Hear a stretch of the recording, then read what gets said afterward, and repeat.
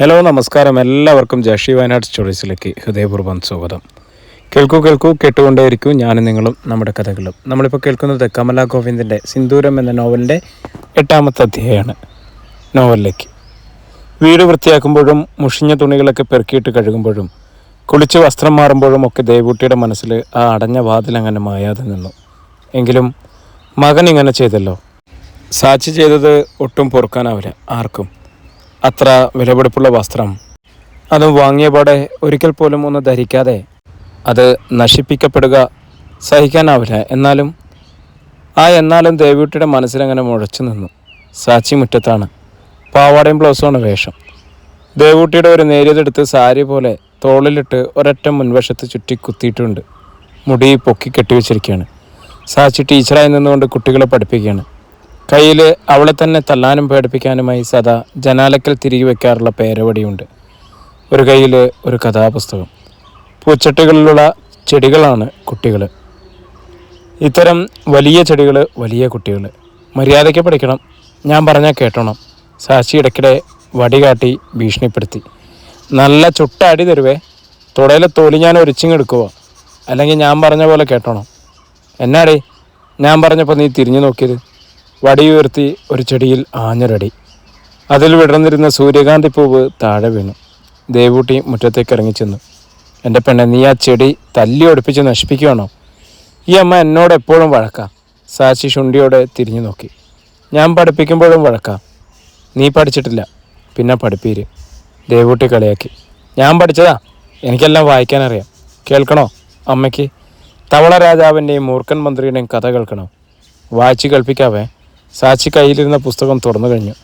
വേണ്ട, എനിക്ക് വേറെ പണിയുണ്ട്. നിൻ്റെ ഒരു വായന. അവളുടെ വായനയെക്കുറിച്ച് ശരിക്കറിയാവുന്ന ദേവൂട്ടി അപ്പുറത്തേക്ക് നടന്നു. അമ്മയ്ക്ക് വായിക്കാനും പഠിക്കാനും ഒക്കെ മടിയാ. സാക്ഷി വായ്പൊത്തി ചിരിച്ചു. തൻ്റെ മുന്നിലിരിക്കുന്ന കുട്ടികളോടായിട്ട് പറഞ്ഞു, അമ്മയ്ക്ക് വായിക്കാൻ അറിയത്തില്ല.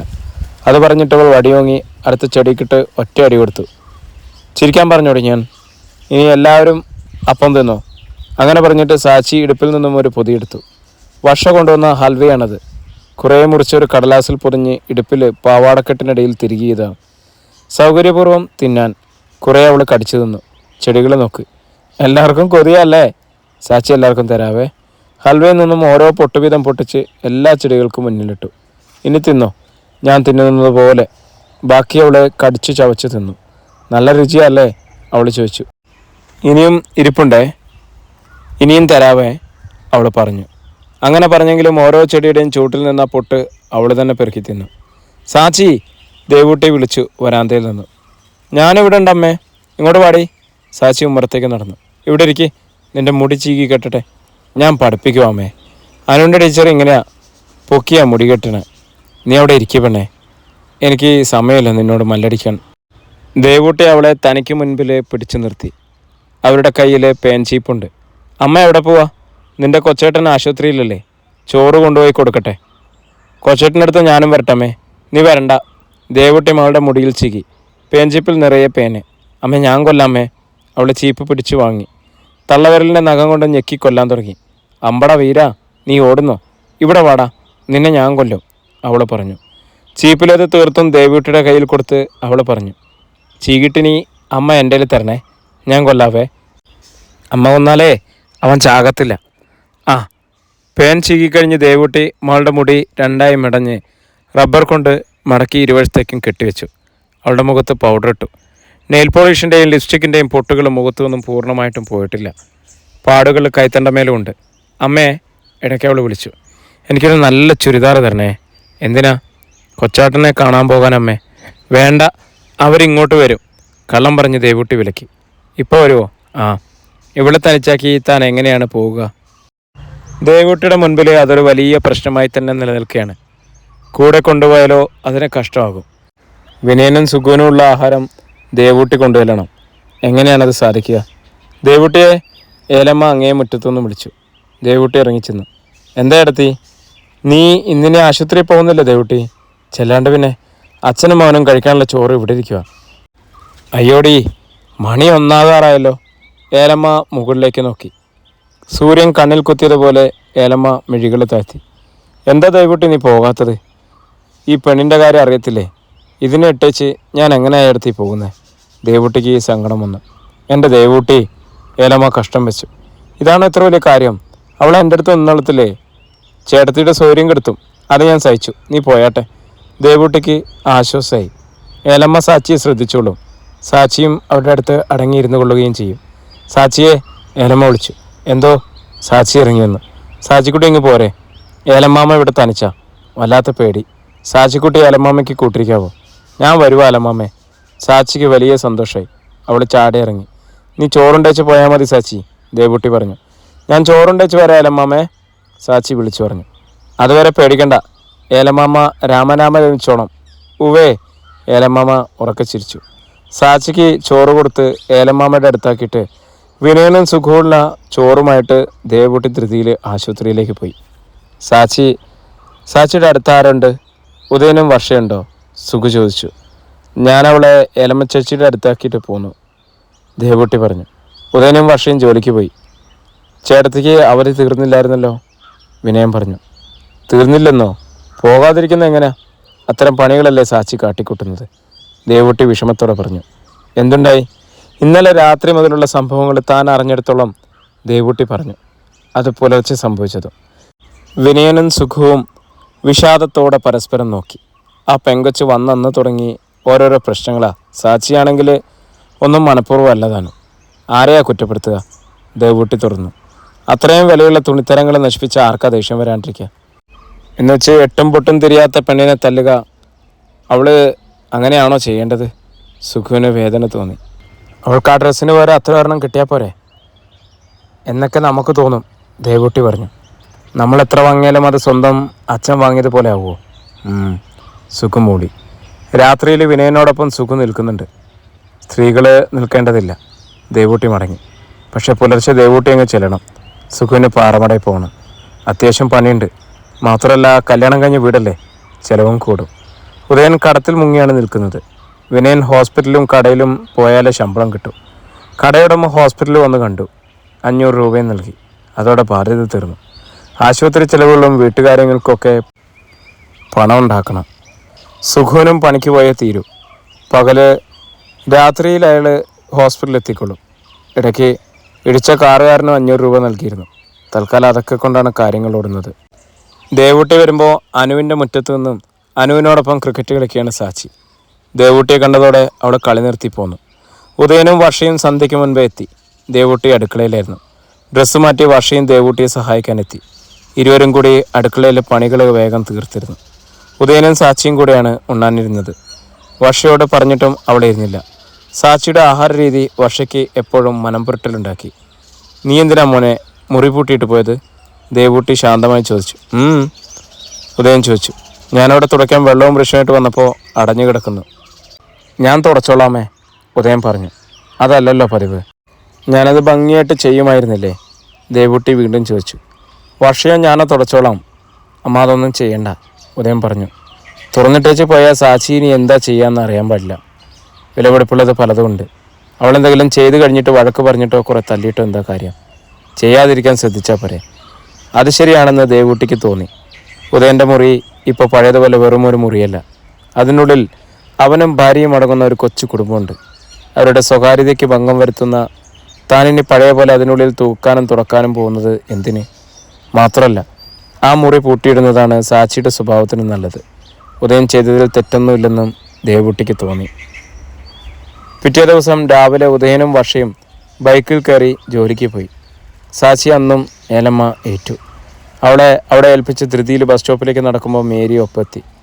പുതുപ്പെണ്ണ് വന്ന് 4 ദിവസം കഴിഞ്ഞപ്പോൾ ഒരുത്തൻ ആശുപത്രിയിലായല്ലോ ദേവി ചേച്ചി, മേരി പറഞ്ഞു. ദേവൂട്ടിക്ക് മനസ്സിലായി. വർഷയെ കുറ്റപ്പെടുത്തുകയാണ് മേരി. അവൾ വന്നതുകൊണ്ടാണ് വിനയൻ ആശുപത്രിയിലായതെന്നാണ് സൂചന. നിങ്ങൾ നാളൊന്നും നോക്കിയില്ലേ? നാളൊക്കെ നോക്കിയതാണ് മേരി. എല്ലാം നല്ലവണ്ണം ചേരും, നല്ല പൊരുത്തവും. വിനയൻ്റെ നാളിൽ ഇത്തിരി ഗ്രഹപ്പഴ സമയമാണ്. അതാണ് അവനിങ്ങനെ പറ്റിയത്, ദേവൂട്ടി അല്പം കടത്തി പറഞ്ഞു. അതിന് നമ്മൾ വന്ന പെണ്ണിനെ പഠിക്കുന്ന എന്തിനാ? മേരിക്ക് ഇനി പറയാനൊന്നുമില്ല. സാച്ചി ഏലമ്മയുടെ അടുത്തല്ലേ? അവൾ മറ്റൊരു വിഷയം എടുത്തിട്ടു. ഞാൻ വരുന്നത് വരെ അവിടെ നിൽക്കട്ടെ എന്ന് ചേർത്തി പറഞ്ഞു. ഓ, ആ പറമ്പിൽ പുല്ല് മുഴുവൻ പറപ്പിക്കും അതിനെക്കൊണ്ട് ഏലമ്മാമ്മ, മേരി അനുതാപം പോലെ പറഞ്ഞു. ഏലമ്മയെ കുറ്റപ്പെടുത്തി. ആരെന്ത് ചെയ്യുന്നത് കണ്ടാലും കൂടെ ചെയ്യും സാച്ചി. അതിനാരെങ്കിലും പറയണമെന്നൊന്നുമില്ല മേരി, ദേവൂട്ടി പറഞ്ഞു. മേരിക്ക് അവിടെയും മൊഴിമുട്ടി. ദേവൂട്ടി അല്പം സ്പീഡിൽ നടന്നു. നാവെടുത്താൽ നല്ലത് പറയില്ലാത്ത സ്ത്രീ, ദേവൂട്ടി ഉള്ളിൽ പറഞ്ഞു. പിറ്റേ ദിവസം 3-ാം ദിവസവും ഒക്കെ ദേവൂട്ടി സാക്ഷിയെ ഏലമാമയുടെ അടുത്ത് നിർത്തിയിട്ടാണ് പകൽ ഹോസ്പിറ്റലിലേക്ക് പോവുക. അവൾക്ക് കഴിക്കാനുള്ള പലഹാരവും ചോറും ഒക്കെ ഏലമാമ തറഞ്ഞാലും ദേവൂട്ടി അവരെ ഏൽപ്പിക്കുകയും ചെയ്യും. തലേ ദിവസം പണി കഴിഞ്ഞ് വരുമ്പോൾ ഔസേപ്പിന് നല്ല ജലദോഷം. രാവിലെ ആയപ്പോൾ പനിയായി. ഏലമാമ ഔസേപ്പിനെയും കൊണ്ട് മരുന്നിന് പോകണം. സാക്ഷിയെ സൂസനും രാധയും കൂടി ഏറ്റു. ഞാൻ ഉച്ചകഴിഞ്ഞ് നേരത്തെ ഇങ്ങ് എത്തിക്കൊള്ളണ്ടാതെ, ദേവൂട്ടി പറഞ്ഞു. സാക്ഷി മര്യാദയ്ക്ക് നിന്നോണേ. ഞാൻ മര്യാദയ്ക്ക് നിന്നോളാമേ, സാക്ഷി സമ്മതിച്ചു. രാധയുടെ വീട്ടിൽ നിൽക്കുമ്പോഴാണ് സാക്ഷിക്കേറെ സന്തോഷം. അവർക്ക് കുട്ടികളില്ലാത്തതിനാലാകാം പൂച്ചകളും ആടുകളും പശുക്കളും ഒക്കെ വളർത്തുമൃഗങ്ങളായിട്ടുണ്ട്. ഒരുപാട് അവയുടെയൊക്കെ കുഞ്ഞുങ്ങളുടെ പുറകെ ഓടാനും അവയെടുത്ത് മടിയിൽ വെച്ച് താലോലിക്കാനും സാക്ഷിക്ക് ഏറെ ഇഷ്ടമാണ്. എൻ്റെ കുട്ടാ, എൻ്റെ ചക്കരെ, പൂച്ചക്കുഞ്ഞിനെ എടുത്ത് നെഞ്ചോട് അടുക്കി പിടിച്ച് അവൾ വിളിച്ചു. തലോടി ഉമ്മ വെച്ചു.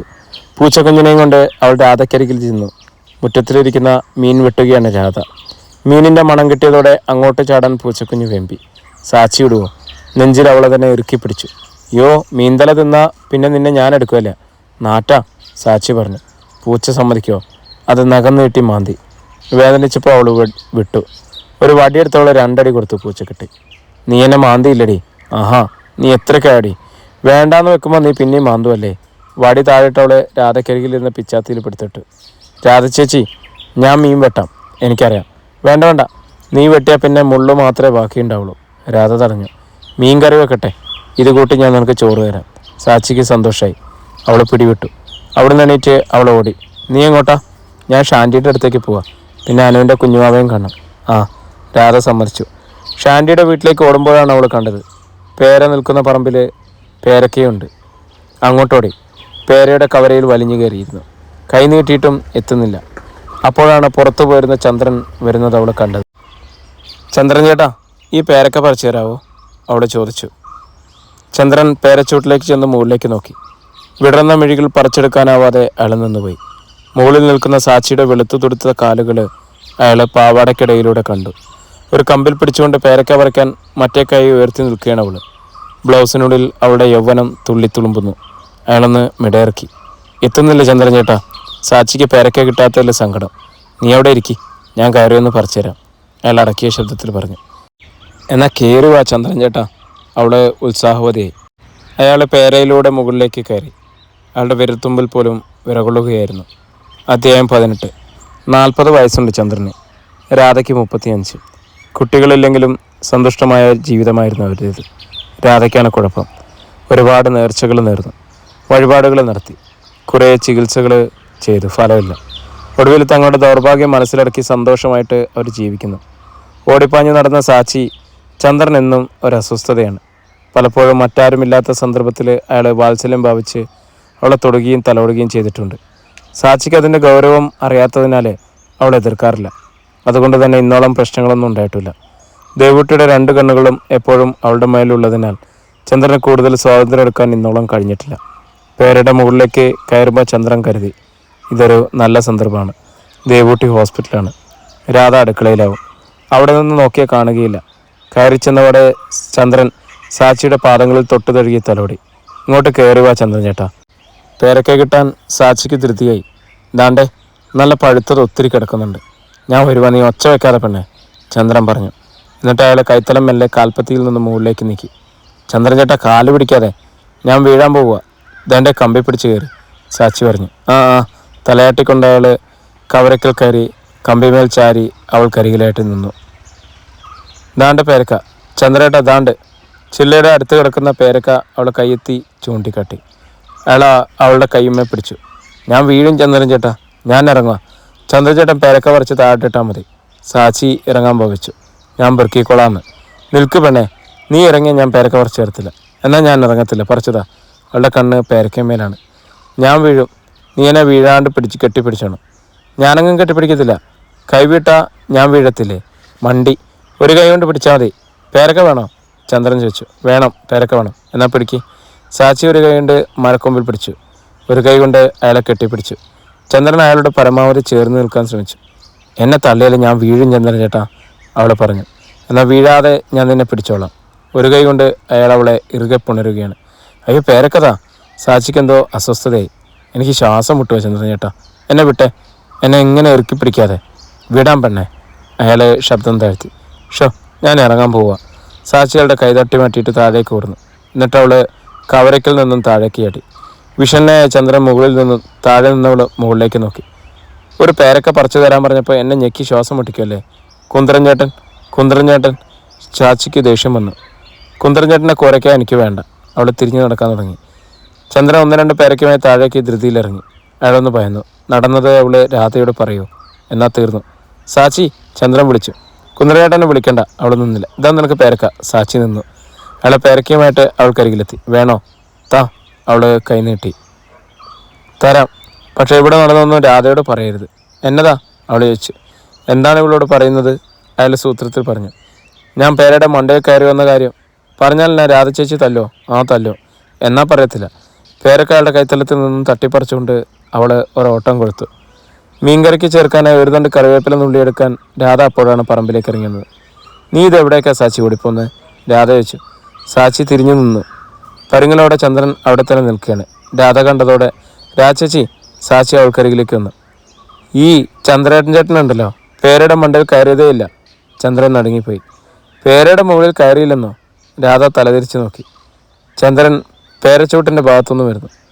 അതുകൊണ്ടേ രാധ ചേച്ചി ചന്ദ്രൻ ചേട്ടനെ തല്ലണ്ട കേട്ടോ, സാച്ചി വീണ്ടും പറഞ്ഞു. ഈ പെണ്ണെന്തുവായി പറയുന്നേ? രാധ ചന്ദ്രന് നേരെ തിരിഞ്ഞു. പഴയതുപോലെ മരത്തുമേലൊന്നും കയറരുതെന്ന് നീ ഇന്നാളെ പറഞ്ഞില്ലേ രാധ? ചന്ദ്രൻ നിമിഷം കൊണ്ടൊരു കള്ളം പറഞ്ഞു. സാച്ചിക്ക് പേര വേണമെന്ന് നിർബന്ധം. ആ ചെറിയ കവരയ്ക്ക് കയറി 2 പറിച്ചു കൊടുത്തു. പേരെ കയറിയ കാര്യം രാധയോട് പറയണ്ടെന്ന് പറഞ്ഞു. ഇത്രയേ ഉള്ളൂ. ഇതാണോ കാര്യം? രാധ ചിരിച്ചുകൊണ്ട് സാച്ചിയെ നോക്കി. അവളും തുറന്ന ചിരിയോടെ നോക്കി. എൻ്റെ പെണ്ണെ, നിന്നെപ്പോലെ ഒരു പൊട്ടി, രാധ പറഞ്ഞു. സാച്ചി മുഖം ഘടിപ്പിച്ചു. ഞാൻ പൊട്ടിയല്ലെന്ന് വല്യേട്ട പറഞ്ഞല്ലോ. എന്നെ പൊട്ടിയെന്ന് രാധച്ചേച്ചി വിളിച്ചെന്ന് ഞാൻ പറയും വല്യേട്ടയോട്. ഏയ്, നീ പൊട്ടിയെന്ന് ആരാ പറഞ്ഞത്? എൻ്റെ സാച്ചിക്കുട്ടി നല്ല കുട്ടിയല്ലേ? രാധ അവളെ തലോടി. മീൻകറി വെക്കുമ്പോൾ ചോറുണ്ണാൻ വരണം കേട്ടോ. സാച്ചിക്ക് സന്തോഷമായി. എന്നാലേ ഞാൻ ഉണ്ടിട്ടേ പോകുന്നുള്ളൂ. അവളെ രാധയോട് ചേർന്ന് നിന്നു. രാധ കറിവേപ്പില നുള്ളാൻ ചെന്നപ്പോൾ അവൾ തന്നെ നുള്ളിക്കൊടുത്തു. പിന്നെ രാധയോടൊപ്പം അടുക്കളയിലേക്ക് പോയി. അവളുടെ ആ പോക്കും നടത്തത്തിനനുസരിച്ച് താളമായി ചലിക്കുന്ന മേനിയും ചന്ദ്രനെ കണ്ണുകൾ കൊത്തിവലിച്ചു. ആ തളർമേനി ഏതാനും സെക്കൻഡ് നേരത്തേക്കെങ്കിലും തൻ്റെ കരവലയത്തിൽ ഒതുങ്ങി നിന്നതോർത്തപ്പോൾ ചന്ദ്രന് കുളിരുകോരി. ഹോസ്പിറ്റലിൽ പോയ ഏലമ്മയും ഔസേപ്പും പനിക്ക് മരുന്നുമായിട്ട് വിനയം കിടക്കുന്ന വാർഡിൽ ചെന്നു. എങ്ങനെയുണ്ട് വിനയ? ഏലമ്മ വിനയൻ്റെ അടുത്തെത്തി. ഔസേപ്പ് തെല്ലകന്നു നിന്നതേ ഉള്ളൂ. അയാൾക്ക് നല്ല ചുമയുണ്ട്. കാലനക്കുമ്പോൾ വേദനയുടെ എടുത്തി. വിനയൻ്റെ മുഖം ചുളിഞ്ഞു. സുഖു പണിക്ക് പോയോ? ഔസേപ്പ് അന്വേഷിച്ചു. ചുമയ്ക്കുന്നതിനിടയിലും. പോയി. അല്ലാതെ എങ്ങനെയാണ് ഔസേപ്പേട്ടാ കാര്യങ്ങൾ ഓടുന്നത്? ദേവൂട്ടി പറഞ്ഞു. മരുമകൾക്കും ജോലിയില്ലേ? ഇപ്പോഴാണോ കൂടുതൽ വിഷമം? അതേ ഉള്ളൂ. ആകെ വരുമാനം ചുറ്റും ഉദയം കടത്തിലാണ്. പിന്നെ വിനയനാണെങ്കിൽ ഈ പരുവവും. ഇതൊക്കെ ഇപ്പം മാറും ദേവൂട്ടി, ഏലമ്മ സമാധാനിപ്പിച്ചു. വിനയന് എന്ന് വീട്ടിലേക്ക് പോരാം? ഡോക്ടറൊന്നും പറഞ്ഞില്ല, ദേവൂട്ടി പറഞ്ഞു. എൻ്റെ ജീവൻ അവിടാ. സാച്ചി എന്തൊക്കെ ഒപ്പിക്കുമെന്ന പേടി. ഒന്നും പേടിക്കാനില്ല ദേവൂട്ടി. അവളുടെ രീതിയൊക്കെ അങ്ങനെ അങ്ങ് അനുവദിച്ചാൽ മതി. ഒരു പ്രശ്നമില്ല. എൻ്റെ അടുത്തല്ലായിരുന്നു ഇന്നലെ വരെ. ഞാൻ എന്ത് ചെയ്താലും ഒപ്പത്തിനൊപ്പം നിൽക്കും. ഞാനങ്ങ് സമ്മതിക്കും. ഇന്നിപ്പോൾ രാധയുടെ അടുത്താ. അവൾക്കാണെങ്കിൽ സാച്ചിയെ വലിയ ഇഷ്ടമാണ്. പിന്നെന്താ? അതാ എനിക്കൊരു സമാധാനം. ഞങ്ങൾ പോവുക. ഔസേപ്പും ഏലമ്മയും യാത്ര പറഞ്ഞ് പിരിഞ്ഞു. പിറ്റേ ദിവസം ദേവൂട്ടി പോകുമ്പോൾ സാച്ചി ഏലമ്മയുടെ നിയന്ത്രണത്തിലായി. ഏലമ്മയുടെ നിയന്ത്രണത്തിലാണെങ്കിലും ഇടയ്ക്കിടയ്ക്ക് അവൾ പതിവ് പോലെ ഓടും. അനുവിൻ്റെ കുഞ്ഞുവാവയെ കണ്ടിട്ട് വരാവേ, ഷാൻഡിയുടെ അമ്മ എന്തൊക്കെ ചെയ്യുമെന്ന് നോക്കിയിട്ട് വരാവേ, രാധച്ചേച്ചിയുടെ അടുത്ത് നിന്ന് ഞാനൊരു പൂച്ചക്കുഞ്ഞിൻ്റെ എടുത്തുകൊണ്ട് ഇപ്പോൾ വരാവേ. അവളെ പ്രകോപിപ്പിക്കാതിരിക്കാനായി ഏലമ്മ വിടും. പോയിട്ട് ഉടനെ തിരിച്ചു വരണം കേട്ടോ. അവൾ അതുപോലെ തന്നെ വരികയും ചെയ്യും. എങ്കിലും അവളെ ഒന്ന് തൊടാനും പിടിക്കാനും തലോടാനും മറ്റാരും കാണാതെ കിട്ടുന്ന അവസരങ്ങളൊന്നും ചന്ദ്രൻ പാഴാക്കാറില്ലപ്പോൾ. സാച്ചി തൻ്റെ പ്രവൃത്തികളൊന്നും ആരോടും പറയുന്നില്ല എന്നത് തന്നെ ചന്ദ്രന് ഒരു പ്രോത്സാഹനമായി. സാച്ചി ഒരുപക്ഷെ ഇതൊക്കെ ഇഷ്ടപ്പെടുന്നുണ്ടാവണം, അയാൾ കരുതി. 2-3 ദിവസം കൂടി കഴിഞ്ഞ് വിനയനെ ഡിസ്ചാർജ് ചെയ്തു. കാല് അനക്കാതെ 3 മാസത്തെ വിശ്രമം. അതിന് വീട്ടിലായാലും മതി. വിനയൻ തൻ്റെ മുറിയിൽ കിടന്നു. ദേവൂട്ടിക്കും സുഖുവിനും ആശ്വാസമായി. പകല് പാറമടയിലും രാത്രിയിൽ ഹോസ്പിറ്റലുമായിട്ട് സുഖു മടുത്തിരുന്നു. സാച്ചിയുടെ കാര്യത്തിൽ ഇനി പേടിക്കണ്ടല്ലോ എന്ന ആശ്വാസമാണ് ദേവൂട്ടിക്കുണ്ടായത്. കൊച്ചാട്ടയുടെ കാലിന് എന്നാ പറ്റി? സങ്കടത്തോടെ സാച്ചി വിനയൻ്റെ അടുത്തിരുന്നു. പ്ലാസ്റ്ററിന് മുകളിൽ അവൾ തലോടി. വേദനയുണ്ടോ കൊച്ചേട്ടാ? വല്ലാത്ത വേദനയാണെന്ന് വിനയൻ അഭിനയിച്ച് കാട്ടി. ഞാൻ ഉദാവേ. സാച്ചി അവൻ്റെ കാലമേൽ ഊതിക്കൊടുത്തു, അതും പ്ലാസ്റ്ററിന് മുകളിൽ. ഒരാഴ്ച നിനക്ക് വലിയ സ്വാതന്ത്ര്യമായിരുന്നല്ലോ, നീ ഇവിടെയൊക്കെ തകർത്തു വരില്ലേ? അവൻ ചോദിച്ചു. ഞാനൊന്നും തകർത്തില്ല കൊച്ചേട്ടാ. പാത്രമോ ഗ്ലാസ്സോ തകർത്തു എന്ന അർത്ഥമാണ് അവൾക്ക് പിടികിട്ടിയത്. വിനയൻ ചിരിച്ചുപോയി. വിനയൻ്റെ ഇരിപ്പും കാലിലെ കെട്ടുമൊക്കെ സാച്ചിയിൽ സങ്കടം ഉണ്ടാക്കി. അവൾ പുറത്തേക്കൊന്നും പോയതേയില്ല. വിനയന് ചായ കൊടുക്കുക, ആഹാരം കൊടുക്കുക ഒക്കെയായി പ്രധാന പരിപാടികൾ. വേദന ഉണ്ടെങ്കിൽ കൊച്ചേട്ട പറയണേ, ഞാൻ ഉദാവേ, അവൾ അവൻ്റെ അടുത്തെത്തുമ്പോഴൊക്കെ പറയും. വലിയൊരു ചുമതല താൻ ഏറ്റെടുത്ത ഭാവത്തിലാണ് അവൾ. ഉദയനും വർഷയും വന്നപ്പോഴും ഇരുവരോടും പറഞ്ഞു, വല്യേട്ടാ, കൊച്ചട്ടായുടെ കാലൊടിഞ്ഞു പോയി, വെള്ളത്തുണിയിട്ട് കൂട്ടിക്കെട്ടിയേക്കുക. കൊച്ചട്ടായ്ക്ക് അപ്പടി വേദനയാണ്. ഞാനാ ഊതിക്കൊടുത്തേ. അവൾ ഉദയൻ്റെ കൈമേ പിടിച്ചു വലിച്ച് വിനയൻ്റെ മുറിയിലേക്ക് എത്തിച്ചു. നോക്കിക്കേ വല്യേട്ടാ, ഞാൻ പറഞ്ഞ നേരല്ലേന്ന് നോക്കിക്കേ, ഇപ്പം ശരിയല്ലേ? അതേന്ന് ഉദയൻ തലയാട്ടി. ഞാൻ പറഞ്ഞത് ശരിയല്ലേ ചേച്ചിയമ്മേ? സാച്ചി വർഷയുടെ അടുത്തെത്തി. ആ അതെ, വർഷയും ശരിവെച്ചു. കൊച്ചട്ടയുടെ കാലെല്ലാം ഇനി ശരിയാക്കുന്ന ഞാനാ. വലിയൊരു കാര്യം പറയുന്ന മട്ടിൽ സാച്ചി പറഞ്ഞു. അമ്മ പറഞ്ഞു ഇന്നിനി ഞാൻ കളിക്കാൻ പോകണ്ടെന്ന്. ഞാൻ പോകത്തില്ല. ഞാനിവിടെ നിന്ന് കൊച്ചട്ടായെ നോക്കാൻ പോവാ. നോക്കും. വേ. വിനയനും ഉദയനും അവളെ കളിയാക്കുന്നത് പോലെ പറഞ്ഞ് തലയാട്ടി. സാച്ചിക്ക് ഇതിൽ പരം ഒരു വലിയ സന്തോഷമുണ്ടോ? അവൾ ചിരിച്ചു. പക്ഷെ എല്ലാം 2 ദിവസത്തേക്കേ ഉണ്ടായിരുന്നുള്ളൂ. 3-ാം ദിവസം സാച്ചി കളിക്കൂട്ട് തേടി ഇറങ്ങി. മാത്രമല്ല പശുക്കിടാവിനെയും പൂച്ചക്കുഞ്ഞുങ്ങളെയും പിടിച്ച് കൊഞ്ചിക്കുകയും ചെയ്തു. ഞായറാഴ്ച എല്ലാവരും 4 മണിക്ക് ശേഷം സിനിമ കാണാനിരിക്കുകയാണ്. വിനയനും ഒരുവിധം നടന്നു വന്ന് കസേരയിൽ ഇരിപ്പായി. പടം കാണുമ്പോൾ സാച്ചിക്ക് ഒരുപാട് സംശയങ്ങളുണ്ട്. ദേവൂട്ടി പറയാവുന്നതൊക്കെ പറയും, ചിലപ്പോൾ മിണ്ടാതിരിക്കടിയെന്ന് ശാസിക്കും. അത് കേൾക്കുന്നത് അവൾക്ക് കലിയാണ്. ഒരു പ്രണയരംഗം നായികന്മാർ പാട്ടുപാടുകയും കെട്ടിപ്പിടിക്കുകയും ചെയ്യുന്നത് കണ്ട് സാച്ചി ദേവൂട്ടിയോട് ചോദിച്ചു, ആ ചേട്ടനും ചേച്ചിയും കെട്ടിപ്പിടിക്കുമോ അല്ലമ്മേ? നീ അത് കാണുപെണ്ണേ, ദേവൂട്ടി പറഞ്ഞു. ഞാൻ കാണുന്നുണ്ട്, അവൾ പറഞ്ഞു. ഇനി ഒറ്റ ഉമ്മയാണ്. നായികന്മാർ ചേർന്ന് നിൽക്കുന്നത് കണ്ട് സാച്ചിക്ക് ഉദയനും വർഷയും അതുപോലെ കണ്ട രംഗം ഓർമ്മ വന്നു. വലിയേട്ടനും ചേച്ചിയമ്മയും കാട്ടിയതുപോലെ. സാച്ചി മിണ്ടാതിരിക്കാൻ ദേവൂട്ടി തെല്ലുറക്കെ ശ്വാസിച്ചു. ഉദയനും വർഷയ്ക്കും ചമ്മലായി. സാച്ചി മുഖം വീർപ്പിച്ച് മിണ്ടാതിരുന്നു. ടി വിയിൽ നോക്കാതെ കെറുവിച്ച് കുനിഞ്ഞിരുന്നു. കുറേ സമയം കഴിഞ്ഞപ്പോൾ വീണ്ടും മുഖം ഉയർത്തി. വില്ലൻ നായികയെ ഒരു റൂമിൽ വെച്ച് കടന്നു പിടിക്കുന്നു. തോളത്ത് പിടിച്ച് ചേർത്ത് നിർത്തുകയും അവളെ ദേഷ്യത്തോടെ ശരീരം ഉലയ്ക്കുകയും കുതിറുകയും ചെയ്യുന്നു. കരയുന്നുണ്ട്. അതന്നെ അമ്മ, അയാൾ പിടിക്കുമ്പോൾ ആ ചേച്ചി ഇങ്ങനെ കരയുന്നത്? സാച്ചി വീണ്ടും ചോദിച്ചു. അതങ്ങനെയാണ്. അന്യചക്കന്മാർ പെൺകുട്ടികളെ കയറി പിടിക്കുമ്പോൾ കുതിരി മാറണം, ഓടണം, ഉച്ചത്തിൽ നിലവിളിക്കണം. ദേവൂട്ടി പറഞ്ഞു കൊടുത്തു. അങ്ങനെയാണ് നല്ല കുട്ടികൾ. എന്നിട്ട് ചന്ദ്രൻ ചേട്ടൻ ഇങ്ങനെ എന്നെ പിടിച്ചു ഞെക്കുമ്പോൾ ഞാൻ കരഞ്ഞില്ലമ്മേ, സാച്ചി പറഞ്ഞു. ദേവൂട്ടി മാത്രമല്ല, മുറിയിലുണ്ടായിരുന്ന സർവരും ഞെട്ടി. അധ്യായം 19. എല്ലാ മിഴികളും ടി വിയിൽ നിന്നും പിൻവലിഞ്ഞു. എല്ലാവരും സാച്ചിയെ നോക്കി. എല്ലാ കണ്ണുകളിലും സംശയങ്ങൾ, എല്ലാ മുഖങ്ങളും വിളറിയിരുന്നു. സാച്ചി മാത്രം തന്നിൽ തറഞ്ഞ മിഴികളെ ശ്രദ്ധിച്ചതേയില്ല. അവൾ ടി വിയിലേക്ക് തന്നെ ശ്രദ്ധിച്ചു. സിനിമ കാണുകയാണ് അവൾ. നായിക വില്ലൻ്റെ കരണത്ത് ഒരടി കൊടുക്കുന്നു. സാച്ചി ഉറക്കെ ചിരിച്ച് കൈകൊട്ടി. അമ്മേ, ആ ചേച്ചി ആ ചേട്ടനിട്ട് ഒറ്റ അടി കൊടുത്തു. നല്ല കണക്കായിപ്പോയി അല്ലമ്മേ? സാച്ചി, വിനയൻ വിളിച്ചു. അവൾ വിനയനെ നോക്കി.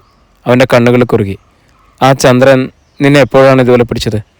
അതോ, പിന്നെ ഇന്നാളില്ലേ ആ ചന്ദ്രൻ ചേട്ടൻ പാല ഇറക്കുക, അന്നേരം ഞാനത് കാണാൻ പോയി. അന്നേരം എന്താ ഇങ്ങനെ എന്നെ പിടിച്ചു? സാച്ചി ദേവൂട്ടിയുടെ തോളത്ത് പിടിച്ച് ചേർന്ന് നിന്ന് കാണിച്ചു. വിനയൻ്റെ കണ്ണുകൾ ചുവക്കാൻ തുടങ്ങി. ഒപ്പം ഉദയൻ്റെയും സുഖുവിൻ്റെയും. പിന്നെ വേറെ എപ്പോഴെങ്കിലും അങ്ങനെ ചെയ്തോ? ഉദയൻ ചോദിച്ചു. സാച്ചി ഓർക്കാൻ ശ്രമിച്ചു. പിന്നെയല്ലേ വല്യേട്ടാ? ഓ ഉണ്ട് വല്യേട്ടാ. ആ പിന്നെയും പിടിച്ചായിരുന്നു. പെട്ടെന്ന് ഓർത്തതുപോലെ അവൾ പറഞ്ഞു. ഞാൻ പേരക്ക പറിക്കാനേ പേരയുടെ മണ്ടയിൽ കയറിയായിരുന്നു.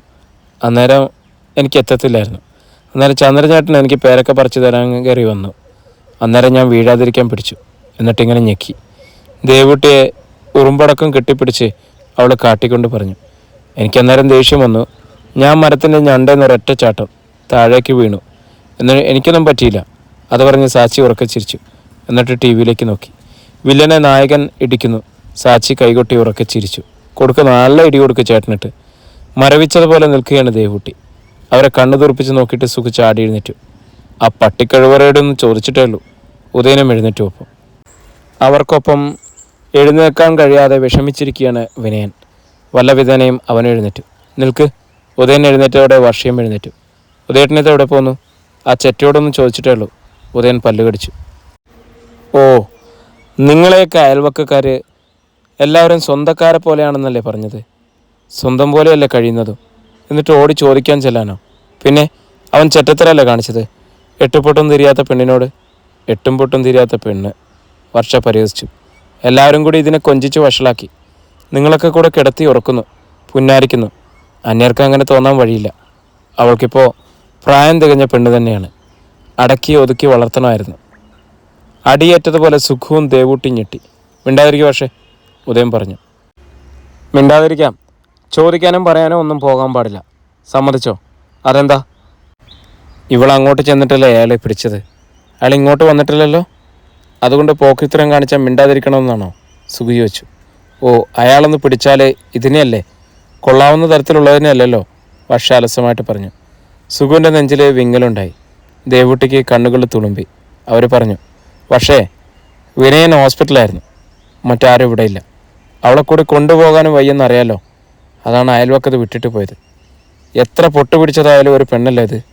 ഒരുത്തിനെ ഉപദ്രവിച്ചാൽ പൊട്ടിയായി പോയത് കൊണ്ട് സാരമില്ലെന്നാണ് നീ പറഞ്ഞത്. കുറച്ച് കടന്നുപോയി മോളെ.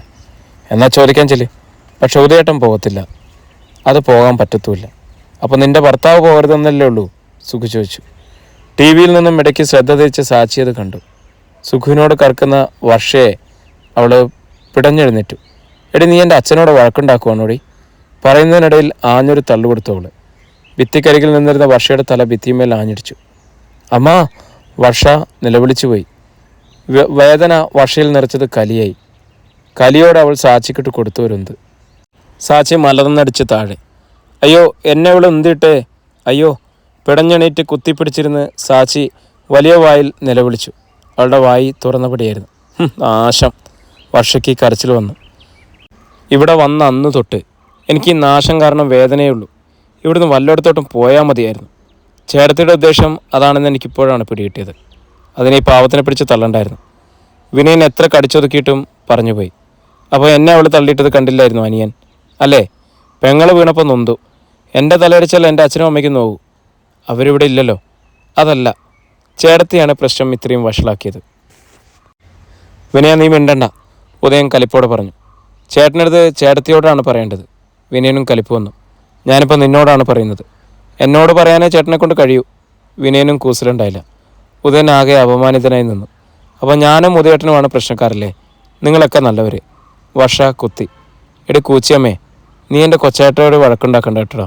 സാച്ചി പിന്നെയും ചാടിയണിച്ച് വർഷയ്ക്ക് നേരെ ചീറ്റിക്കൊണ്ടെടുത്തു. എടി, ഉദയൻ അവളെ പിടികൂടി. നിനക്ക് ഉന്താനും തള്ളാനും ചീത്ത വിളിക്കാനാണോടി അവളെ ഇവിടെ ഞാൻ കൊണ്ടുവന്നത്? ഉദയൻ സർവരോടുള്ള ദേഷ്യം സാച്ചിയോട് തീർത്തു. അവളുടെ ചെവിക്ക് പിടിച്ച് ശക്തിയായി തിരുമ്മി വിളിച്ചു. അയ്യോ അയ്യോ കുല്ലേട്ടാ, കുല്ലേട്ട വിടോ, അയ്യോ! സാച്ചി അലറി. വിടടാ കുല്ലേട്ട. ഏടാന്നോ? നീ എത്രയ്ക്കായോ? ഉദയൻ്റെ കൈ അവളുടെ ചുമലിലും പുറത്തും വീണു. തല്ലിൻ്റെ കുറവുണ്ടതിന്, അതാ അത്രയ്ക്ക് മൂച്ച്, വർഷ പറഞ്ഞു. സുഖു പുറത്തേക്ക് പാഞ്ഞു. സൂക്ഷിച്ചു വെച്ചിരുന്ന പേരവടിയുമായിട്ട് തിരിച്ചു വന്നു. ഉദയൻ്റെ മുൻപിൽ നിന്നും വാഗീറി കരയുന്ന സാച്ചിയെ കടന്നു പിടിച്ച് പിന്നെ ആ പേരവടി അവളുടെ ശരീരത്ത് മൂളിപ്പറക്കുന്ന ശബ്ദമേ കേൾക്കാൻ കഴിഞ്ഞുള്ളൂ. വർഷയോടുള്ള വാശി തീർക്കൽ പോലെയായിരുന്നു ആ പ്രയോഗം. പിറ്റേ ദിവസം രാവിലെ പാറമടയിലേക്ക് പോകുവാനായി വഴിയിലിറങ്ങി നടക്കുകയായിരുന്നു സുഖു. എതിരെ വരുന്നു ചന്ദ്രൻ. പാല് കവലയിൽ ചോറിൽ കൊടുത്തിട്ടുള്ള വരവാണ്. സുഖുവിൻ്റെ രക്തം തിളച്ചു. തൽക്കാലം ചോദ്യം ബഹളവും വേണ്ട, സാക്ഷിയെ നിയന്ത്രിച്ചാൽ മതി. ചന്ദ്രനോട് താൻ ചോദിച്ചുള്ള എന്ന് വിനയൻ ശക്തമായി പറഞ്ഞിരുന്നു. എങ്കിലും അയാളെ കണ്ടില്ല എന്ന് നടിച്ചു പോകുവാൻ സുഖുവിലെ പിതാവിന് കഴിഞ്ഞില്ല. അടുത്തെത്തിയപ്പോൾ ചന്ദ്രൻ ചിരിച്ചു. രോഹിൻ ചോദിച്ചു, ചേട്ടൻ രാവിലെ പാറമടയിലേക്കാണോ? അതെ, സുഖു പറഞ്ഞു. എന്നിട്ട് വലതു കൈ ഉയർത്തിക്കട്ടി. പാറ പിടിക്കുന്ന തഴമ്പാണി കൈവെള്ളിയിൽ. ഒറ്റയടിക്ക് വായിൽ പല്ല് കൊഴിക്കാനും ചോര തുപ്പിക്കാനും ഈ കൈക്ക് കഴിയും. ചന്ദ്രൻ ഞെട്ടി ചുളിച്ചു. എൻ്റെ മകളുടെ ദേഹത്തിന് നീ തൊട്ടുവെന്ന് അറിഞ്ഞാലുണ്ടാകുന്ന കാര്യമാണ് ഈ പറഞ്ഞത്. സുഖു നടന്നു കഴിഞ്ഞു. ഞെട്ടിത്തെറിച്ച് നിന്ന് ചന്ദ്രൻ. അപ്പോൾ ആ പെണ്ണ് പറഞ്ഞോ? അത്രയ്ക്ക് ബോധവും വിവരവും അവൾക്കുണ്ടോ? അതോടെ ചന്ദ്രൻ്റെ കൺമുന്നിൽ സാച്ചിയുടെ അവയവഭംഗി മിഴിവാർന്നു നിന്നു. അയാൾ കടക്കാനാവാത്ത ഒരാവേശമായി തീരുകയായിരുന്നു സാച്ചി. സാച്ചിയുടെ കാര്യത്തിൽ ദേവൂട്ടി എപ്പോഴും ഒരു ജാഗ്രത പുലർത്തി. ചന്ദ്രൻ സാച്ചിയോടൊരു മമത പുലർത്തിയിരുന്നത് ദേവൂട്ടി ശ്രദ്ധിക്കാതിരുന്നില്ല. കുട്ടികളില്ലാത്തതിനാൽ സാച്ചിയുടെ കുട്ടിത്തരം ഇഷ്ടപ്പെട്ടിട്ടാണെന്നേ അവരും കരുതിയുള്ളൂ. രാധയ്ക്ക് അവളെ ഭയങ്കര ഇഷ്ടമായിരുന്നു. രാധയുടെ ഇഷ്ടത്തിനപ്പുറം ചന്ദ്രൻ്റെ ഇഷ്ടത്തിന് നിറഭേദം വന്നത് ദേവൂട്ടി അറിഞ്ഞിരുന്നില്ല. അറിഞ്ഞ സ്ഥിതിക്ക് സൂക്ഷിക്കണം. വർഷ പറഞ്ഞത് ശരിയാണ്. എട്ടും പൊട്ടും തിരിയാത്ത പെണ്ണ് എന്ന് ഇവിടെയുള്ളവർക്കേ തോന്നും. അന്യർക്ക് അങ്ങനെ കരുതണമെന്നില്ല. ചന്ദ്രൻ മാത്രമല്ല ഉള്ളത്. തൊട്ടയൽവക്കത്തായി ഷാൻഡിയുടെ പപ്പ ജെയിംസ് ഉണ്ട്. അനുവിൻ്റെ അച്ഛൻ സോമനുണ്ട്. കുട്ടപ്പായുടെ അച്ഛൻ മാത്രമുണ്ട്. മൂവരും 35-നും 45-നും ഇടയ്ക്ക് പ്രായമുള്ളവർ. ചന്ദ്രനെ പോലെ അവർക്കും തോന്നിക്കൂടായില്ല. സാച്ചിയുടെ കളിയും അയൽവക്ക സഞ്ചാരവും ദേവൂട്ടി കുറച്ചു. അവൾ വല്ലാതെ കെഞ്ചി പറയുകയും കരഞ്ഞ് ബഹളം വെക്കുകയും ചെയ്താൽ ദേവൂട്ടി തന്നെ അവളുമായി അയൽവക്കത്ത് പോയിരിക്കും. ഒരുമിച്ചേ മടങ്ങും. രാധയുടെ വീട്ടിലേക്കുള്ള സാച്ചിയുടെ പ്രധാന ആകർഷണ കേന്ദ്രം പൂച്ചക്കുഞ്ഞുങ്ങളാണ്. സുഖു എവിടെ നിന്നോ 2 പൂച്ചക്കുഞ്ഞുങ്ങളെ കൊണ്ടുവന്ന് സാച്ചിക്ക് നൽകി. അവൾ അതിന് പേരിട്ടു ഓമനക്കുട്ടിയും അമ്മണിക്കുട്ടിയും. സാച്ചി ആ പൂച്ചക്കുഞ്ഞുങ്ങളെ കുളിപ്പിക്കുന്നതിലും ആഹാരം കൊടുക്കുന്നതിലൊക്കെ ശ്രദ്ധിച്ചു. ഈ കർശന നിയന്ത്രണം ചന്ദ്രൻ്റെ കണ്ണുകൾ പകയോടെ ശ്രദ്ധിച്ചു. അത് അയാളെ അസ്വസ്ഥനാക്കി. സാച്ചിയെ ദൂരെ കാണുമ്പോൾ പോലും അയാളുടെ പെരുവിരൽ മുതൽ ഒരു ചോണനുറുമ്പ് അരിച്ചു കയറാൻ തുടങ്ങി. നിന്നെ ഒരു ദിവസം കിട്ടൂടി, അയാൾ മനസ്സാ ഉറപ്പിച്ച് പറഞ്ഞു. അന്ന് നീ എൻ്റെ കയ്യിൽ കിടന്ന് പഠിക്കും, നോക്കിക്കോ. നിൻ്റെ അച്ഛൻ എനിക്കിട്ടൊരു പുല്ലും ചെയ്യാനില്ല. സുഖു അടിച്ചു പല്ലു കൊഴിക്കുമെന്നും ചോര തുപ്പിക്കുമെന്നും പറഞ്ഞതാണ് ചന്ദ്രൻ്റെ വാശി കൂടാൻ കാരണം. ആ വാശിക്കൊരു ആവേശത്തിൻ്റെ അകമ്പടി എന്നോണം സാച്ചിയുടെ മേനിയഴുകും അയാൾ ആർത്തി നിറച്ചു. ആ കാപട്യം രാധ അറിഞ്ഞില്ല, സാച്ചി അതറിഞ്ഞില്ല. പിറ്റേ ദിവസം രാവിലെ വർഷ കിണറ്റുകരയിൽ നിന്നും പല്ലു തേക്കുകയായിരുന്നു. ഉദയനും പല്ലു തേച്ചുകൊണ്ട് അപ്പുറത്തുണ്ട്. സാച്ചി, വർഷ വിളിച്ചു. അവൾ ഓടിയെത്തി. അവളുടെ കയ്യിൽ അമ്മിണിക്കുട്ടിയുണ്ട്. അതിൻ്റെ കഴുത്തിൽ റിബൺ കൊണ്ട് കെട്ടി ഭംഗി വരുത്തുകയാണ്. ആ പൂച്ചയെ താഴോട്ട് വിട്ടിട്ട് നീ കുറച്ച് വെള്ളം കോരിക്കേ. ഞാൻ കോരിത്തരാം ചേച്ചിയമ്മേ. സാച്ചി ഉടനെ വെള്ളം കോരാൻ ആരംഭിച്ചു. ആയാസപ്പെട്ടാണ് അവൾ വലിച്ചു കോരുക. കിണറ്റുകരയിലിരുന്ന ചരുവങ്ങളും ബക്കറ്റുകളൊക്കെ നിറഞ്ഞു. ആ കുളിമുറിയിലിരിക്കുന്ന ബക്കറ്റുകളിലും ടാങ്കുകളിലും കൂടി കോരി ഒഴുക്കി. എനിക്കും ഉദയേട്ടനും കുളിക്കാനാണ്, വർഷ പറഞ്ഞു. കുളിക്കാൻ ഞാൻ കോരിത്തരാം വർഷേ, അവൾ പോയിക്കോട്ടെ, ഉദയൻ പറഞ്ഞു. എന്താ അവളിത്തിരി കോരിയാൽ? വെറുതെ ഇരുന്ന് തിന്ന് കൊഴുക്കുകയല്ലേ. പണി ചെയ്തെങ്കിലും കുറച്ച് ഉടവ് കിട്ടും. ഉദയൻ മിണ്ടിയില്ല. വികലമായ രീതിയിൽ ഒരു സിനിമാ പാട്ടും പാടി സാച്ചി വീണ്ടും വെള്ളം കോരാൻ ആരംഭിച്ചു. വെള്ളം കോരിക്കുക മാത്രമല്ല, കിണറ്റുകരയിരുന്ന പാത്രങ്ങളും കഴുകിച്ചു. വൃത്തിയായി തേച്ച് കഴുകാൻ നിർദ്ദേശം കൊടുത്ത് വർഷ അരികിൽ നിന്നു. പിന്നെ മുറ്റം അടുപ്പിച്ചു. മുറിക്കകത്തും തൂത്തുവാരിച്ചു. തുണി നനച്ച് മുറി തുടപ്പിച്ചു. ദേവുട്ടിയും സുഖവും അത് ശ്രദ്ധിച്ചു. അവർ വിലയ്ക്കാൻ പോയില്ല. തൻ്റെ റൂമിൽ തുടയ്ക്കാനും മറ്റും സാച്ചി കയറുമ്പോൾ കർശനമായി വർഷ വിലക്കി. ഒന്നുമേലും തൊട്ടുപോരുത്, ഞാൻ തുറത്തില്ല ചേച്ചിയമ്മേ. വർഷയുടെ ഇളയ അനുജത്തി ജിഷയാണ് അവർക്ക് ആ ബുദ്ധി ഉപദേശിച്ചത്. പൊട്ടിയാണെന്ന് പറഞ്ഞ് അതിനെക്കൊണ്ട് ഒന്നും ചെയ്യിപ്പിക്കാതെ വെറുതെ വിട്ടിട്ടാണ് ഇങ്ങനെ ഉപദ്രവിക്കുന്നത്. അതിനെന്തേലും പണി എപ്പോഴും കൊടുക്ക്. മറ്റുള്ളവർക്ക് ശല്യമില്ലാതെ അത് ചെയ്തുകൊണ്ടിരുന്നുള്ളൂ. ആ പരീക്ഷണം വിജയകരമാണെന്ന് വർഷ കണ്ടു. വേണ്ടത്ര വൃത്തിയാവുന്നില്ലെന്നേ ഉള്ളൂ. സാച്ചി ഓരോ പണി ചെയ്യുമ്പോഴും അതിൽ തന്നെ കഴിയുന്നതും മുഴുകിയിരിക്കും. എഴുന്നേറ്റ് പോകാൻ വർഷ സമ്മതിക്കില്ല. അങ്ങനെ ഒരു ദിവസം ആ പണി ചെയ്യിക്കൽ വർഷയ്ക്ക് വിനയായി ഭവിച്ചു. വർഷ കുളിമുറിയിലായിരുന്നു. തൂക്കാനും തുറക്കാനും പറഞ്ഞുകൊണ്ടാണ് സാച്ചി അതിനായിട്ട് അവരുടെ മുറിയിലെത്തിയതാണ്. ചെല്ലുമ്പോഴോ ഓഫീസിൽ പോകാനായി നല്ല ഒരു പട്ടുസാരിയും ബ്ലൗസും വർഷ തേച്ച് മുടക്കി ഹാങ്കറിൽ ഇട്ടിരിക്കുന്നു. സാച്ചി താൻ ധരിച്ചിരിക്കുന്ന നീളമുള്ള ബ്ലൗസും പാവാട അഴിച്ചു മാറ്റി. പിന്നെ വർഷയുടെ ബ്ലൗസ് വലിച്ചു കെട്ടി പട്ടുസാരി ധരിച്ചു. വർഷ ചുറ്റുന്നത് കണ്ടിട്ടുള്ള ഓർമ്മ വെച്ചാണ് സാരി അവൾ ധരിച്ചത്. അവിടെ ഇവിടെ എടുത്തുകുത്തി വലിച്ചുവാരി ഉടുത്തതുപോലെയാണ്. കുറേ ഭാഗം അവൾ നടന്നപ്പോൾ നിലത്ത് കിടന്നിഴഞ്ഞു. അമ്മ ഇത് കണ്ടമ്മേ, ഞാൻ സാരി എടുത്തു. സാച്ചി അത്യാഹ്ലാദത്തോടെ എന്തോ വലിയ കാര്യം സാധിച്ച മട്ടിൽ അടുക്കളയിലെത്തി. തിരിഞ്ഞു നോക്കിയ ദേവൂട്ടി ഞെട്ടിപ്പോയി. എൻ്റെ ദൈവമേ, എന്താടി നീ കാണിച്ചത്? വർഷ തേച്ചു വെച്ചതല്ലേടി ഇത്? ഞാനൊന്ന് എടുത്തു നോക്കിയതാ അമ്മേ. നല്ലതമ്മേ. അയ്യൻ്റെ ഈശ്വരാ. ശബ്ദം കേട്ട് അങ്ങോട്ട് വന്ന വർഷയും ഞെട്ടിപ്പോയി. നല്ലതാണോ ചേച്ചിയമ്മേ? സാരി ഞാൻ എടുത്തിട്ടുണ്ട്. നല്ലോണം ഒത്തോ? ചേച്ചിയമ്മ എടുക്കുന്ന പോലെ നോക്ക്, സാച്ചി ചോദിച്ചു. ഒത്തോന്നു, ഒപ്പിക്കാൻ നടക്കുന്നു. എട്ടും പൊട്ടും തിരിയത്തില്ലെന്നാ പറച്ചില്. ഇപ്പോൾ കണ്ടില്ലേ, സാരി എടുക്കണമെന്നാ കൊതി. വർഷ ദേഷ്യത്തോടെ അടുത്തേക്ക് ചെന്നു. സാരി തുമ്പിൽ പിടിച്ചു വലിച്ചു. അയ്യൻ്റെ സാരി പറിക്കേണ്ട ചേച്ചിയമ്മേ, എനിക്ക് അച്ഛനെ കാണിക്കണം. ഞാൻ എത്ര വിഷമിച്ചിട്ടാണെന്നോ ഇങ്ങനെയൊന്നും എടുത്തേ. അച്ഛനെ കാണിച്ചിട്ട് ഞാൻ പറിച്ചു തരാമെന്ന് സാച്ചി പറഞ്ഞു. വേണ്ട, ഞാൻ അഴിച്ചു മേടിച്ചു തരാം. ദേവുട്ടി അടുത്തേക്ക് ചെന്നു. വേണ്ട, ഇത് അഴിച്ചു മേടിക്കാവോന്ന് ഞാനൊന്ന് നോക്കട്ടെ. വർഷ ബലമായിട്ട് സാരിയിൽ പിടിത്തിട്ടു. തോന്നിയവാസം എന്ത് പോക്കിത്രയം ചെയ്യാനുള്ള അഹങ്കാരം. വർഷ ചീറി. അയ്യോൻ്റെ സാരി, അയ്യൻ്റെ സാരിയെ. സാച്ചി നിലവിളിയോടെ സാരിയിൽ പിടിച്ചു. എന്നിട്ടും വർഷ ബലമായിട്ട് പിടിച്ചു വലിക്കുക തന്നെ ചെയ്തു. എൻ്റെ സാരി എവിടെ താടി? ഇങ്ങോട്ട് തരാനല്ലടി പറഞ്ഞത്. സാച്ചി കൈകൊണ്ട് സാരിയിൽ പിടുത്തമായി. ദേവൂട്ടി ഇടപെട്ടിട്ടും രണ്ടുപേരും വിട്ടുകൊടുത്തില്ല, അടങ്ങിയതുമില്ല. ഒടുവിൽ സാരി വലിച്ച് അഴിച്ചെടുത്തു. എന്നിട്ട് സാരി ചുറ്റിക്കുട്ടി അടുക്കളയിലെ തറയിലിട്ട് ചവിട്ടിക്കുട്ടി. വർഷയ്ക്ക് സഹിക്കാൻ പറ്റാത്തത്ര ദേഷ്യവും സങ്കടവും ഉണ്ടായി. സാച്ചിയുടെ മുഖമൊടിച്ച് ഒറ്റയടി കൊടുത്തു. മൂക്കിൽ നിന്നും ചോര വന്നു. അയ്യൻ്റെ മൂക്കിൽ നിന്ന് ചോര. സാച്ചി ഭയന്ന് അലർച്ചയായി. പ്രിയരെ, നമ്മുടെ കഥ ഇവിടെ തുടരുകയാണ് കേട്ടോ. ഇതിൻ്റെ അടുത്ത ഭാഗമായിട്ട് നാളെ നമുക്ക് വീണ്ടും കാണാം കേട്ടോ. റെക്കോർഡ് ചെയ്യുന്ന സ്ഥലം ഈ ഒരുപാട് പക്ഷികളും അങ്ങനെയൊക്കെയുള്ള ഒരു സ്ഥലമാണ്. അപ്പോൾ അതുകൊണ്ട് തന്നെ അവയുടെയൊക്കെ ശബ്ദങ്ങളുണ്ടാവും. ഒരുപക്ഷെ നിങ്ങൾക്ക് ബുദ്ധിമുട്ടുണ്ടാവും എന്നെനിക്കറിയാം. ദയവായിട്ട് ക്ഷമിക്കുക. 2-3 ദിവസങ്ങൾ കൊണ്ട് നമ്മൾ വീണ്ടും നമ്മുടെ റെക്കോർഡിംഗ് ഏരിയയിൽ തന്നെ എത്തും. വീണ്ടും കാണുന്നവരേക്കും നന്ദി, നമസ്കാരം.